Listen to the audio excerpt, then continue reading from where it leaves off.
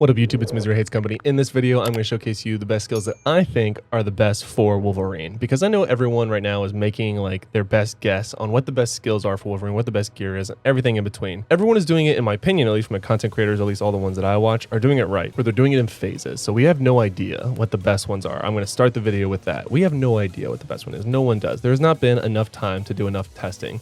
So everything that you're listening to and or reading or watching on YouTube are all hypotheticals, are what we believe in the current state based off what we have tested is the best.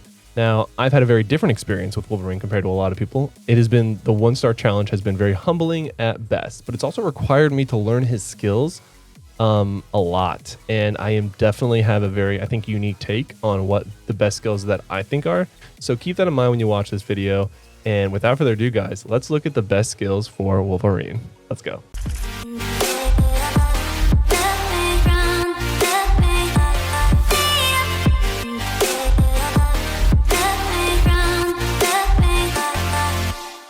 All right, so first things first, like I said, this is a very unique take, but I do think that it balances it for both PVE and PVP.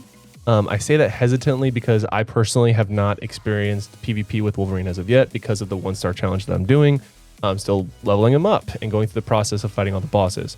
But I do think there is enough here that based off what I have seen and what tracks and what doesn't track, that I would definitely use these for, at least as of right now, for both PvE and PvP. So first things first, I'm going to show you sort of like the rotation. And we're going to call this like the dot build or the status effect build, but dot for short, for sure. So the first one is going to be Claw, Expertise, Impaling Break. It does 330% damage, at least at level 14 for me right now, because again, not fully maxed out. I went through a lot of gold transmuting to Scarlet Witch, like 20 million to be exact. So the cooldown is 11.9 seconds. This is the first skill in the first slot, if you will. The reason I'm using that is because it has incredibly low cooldown and low cost. So again, for me, this is what I'm looking for. It inflicts a marked target status for 5 seconds when the skill lands.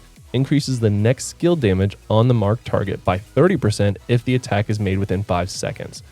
Cannot use dodge skill for 3 seconds. So again, that's why I think this is also really, really good for PvP, is that it is guaranteeing your next attack to be 30% stronger, and it also stops their dodge for 3 seconds. So Spider-Man, yeah, this attack is very, very low cooldown at 11.9, and that's with like no cooldown reduction like at all on with at least one of my current build. Get any amount of cooldown reduction, and you can really sustain a lack of dodge ability on the opposition. So keep in mind, we have applied a target, or we applied this marked target to the target, so that transitions well to our next ability, which is Scaring Whirlwind. Bitter Wheel, which is the third option for this second skill. The reason I picked this one is, again, has a relatively low cooldown at 19.6 and does some very solid damage. Does have a kind of above average required stamina of 33. If you look at some of the other ones, this one obviously has a very, very low cooldown, but I also feel like the idea of it hitting would not bode well. And then this one also has a higher cooldown at 25 seconds, and it just, like, I don't know. It's not worth it. The cooldown is just entirely too high for that small ability, and it looks like that other part could be dodged relatively easy, and who knows how far the actual gain is. So, and then the last one, which I didn't even unlock yet, is just, I mean, it's fast, but like there's no way that somebody is going to stay in this for PvP for a long time. And again, the cooldown is 25.9 seconds, which is not good for PvE or PvP, at least in my opinion. So that's where I think this one really does give you the best of both worlds. Low cooldown, high damage. Kind of above average stam cost, so that's why I roll it, and I use it second because it does do a lot of damage. And again, it's stacking the Rupture effect, and what Rupture does is decrease the defense by 2% per stack. Now keep in mind, your auto attacks do also apply Rupture, so just auto attacking people will put a stack of Rupture on them. And it is important to note that with a lot of this, you just need to make sure that you are putting Rupture on at all times. So if you get through your first couple skills, and let's say you get stunned, you get CC'd, which is crowd controlled of any kind, you definitely want to make sure that you auto attack before going into the rest of your attacks, because you want to make sure your Rupture is always on them. That is free defense down. That there's really no reason you should be doing a high damage ability when you don't have Rupture on the target. It's just, there's no excuse for it. So again, so now we've marked the target, we've used this ability, we are now putting the Rupture on them, and we've done some damage. And now we are transitioning to our next ability, which is interpeated dash laceration wheel. So again, I now have 2 spinning wheel abilities. And what it does is it applies laceration effect when the skill lands on a ruptured target. So again, our previous skill and autos apply rupture. So once you guarantee there is rupture on the target, you use this ability, which decreases HP recovery by 50% for 7 seconds and deals dot relative to 120% of attack per second. So again, this is only at what level? I guess technically 12, since I have the +1 on it from my 1-star gear. And it also decreases attack by 25%. It has a very low cooldown of 13.7. And again, the stamina is like kind of in that perfect spot for 21. This is fantastic. It also does some decent damage at 539%. So basically your first 3 abilities are all about making sure that you have these status effects on the enemy. And then you have lowered their defense, you have lowered their HP recovery, you have lowered their attack, and you are increasing the attack that you deal to them. And you have also done a dot on them as well. Now, the reason I like this too, again, we're only 3 skills in, is because the first skill counters Spider-Man very, very hard because it does negate their dodge for 3 seconds. This one, the interpeated dash, laceration wheel, is somewhat of a counter to himself because for HP recovery is very, very strong for Wolverine. In fact, there's even the specialization that allows you to increase your attack based off your HP recovery. If you're decreasing the HP recovery by 50%, I have not tested this yet, but like logistically and like statistically, the way that it reads and the way that this game typically works, it should happen this way. If you are lowering the HP recovery, I'm very curious if that lowers the attack of a Wolverine if they're spec'd into that spec that gives you more attack for more HP recovery. Now, I could be totally wrong, and it could work in the way that it only gives you the attack based off your HP recovery period, and then it's just like one and done, or is it like always going where it could be removed and then you're lowering your attack as well? I have no idea, but either way could work. So in a way it could be countering himself, but again, just taking away the HP recovery for 50% for 7 seconds, which is a long time, I might add. It's still going to be good against Wolverines. Again, 3 skills in, we've now applied a ton of dots, done some decent damage, and still have a very nice amount of stamina and have very, very low cooldowns. Now, moving on though, this is where it gets a little fun. So the last 2 are incredibly situational. In fact, I would even argue that you could rotate these away or like swap these. So like, in fact, I'll just do it now so it's easier. So the 4th one is going to be forward momentum predator pierce. Now, people are calling this an iframe. It is not an iframe. It is it's a non-targeted skill, which is different. It's important to note that, I would add. So this is the highest cooldown skill that I have currently and the highest required stamina, but it also does the highest damage. The reason I'm using this one is that it does track pretty well on targets for both PvE and PvP.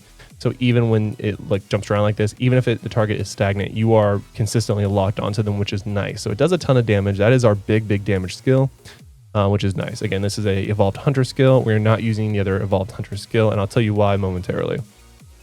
Last but not least for this build, we're using metal defense dodge slicer. This one is a sort of unofficial iframe.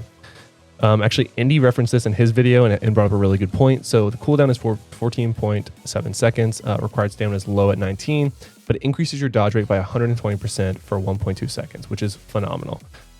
Dodge rate drastically increases while using this skill, regardless of the max value. So it doesn't matter how much dodge you have. It's going to go past the max dodge and automatically give you an additional 120%. So basically, it's making it so they cannot hit you. There's no, I mean, I guess if you have some maxed out accuracy, like maybe they'll still hit you, and it's only for 1.2 seconds, but it does give you a pretty decent getaway skill, which is awesome. With some of the other ways you can build it, build Wolverine. So this is a very, very strong build. Now, I would mention that this one, which is in the same sort of skill, but in the beginning, is a genuine iframe, where it does make you invincible for 0.6 seconds, has a higher cooldown, higher stam cost, and lower damage. So I mean that basically tells you why I'm not using it.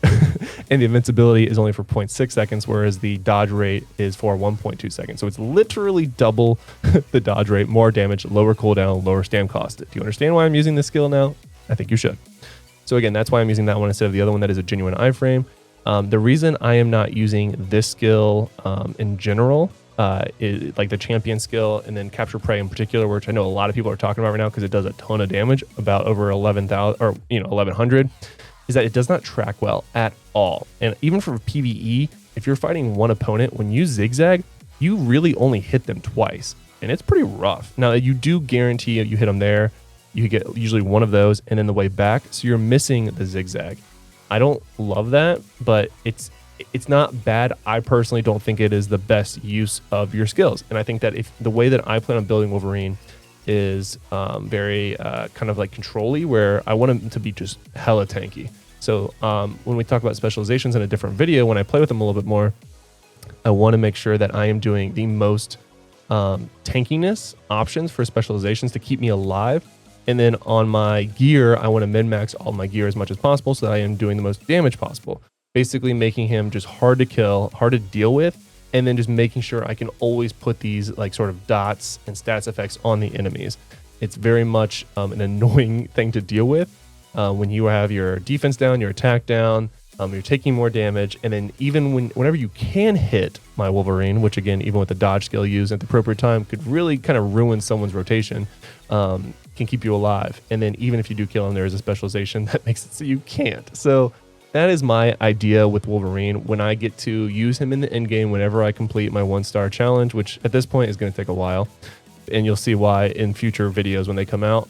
But yeah, this is the build. These are the skills. Take a picture of it, take a screenshot. I'm more than happy to have a conversation with anyone about it, but I do think based off how it plays in reality in game, I think this is the strongest option for both PvE, PvP in its current state. So we'll talk about gear in a different video because this one is going on already for a while, but that is how these are the best skills that I think are there for Wolverine for either game mode. So let me know your comments. Let me know your thoughts in the comments below. And until next time, guys, lock it in.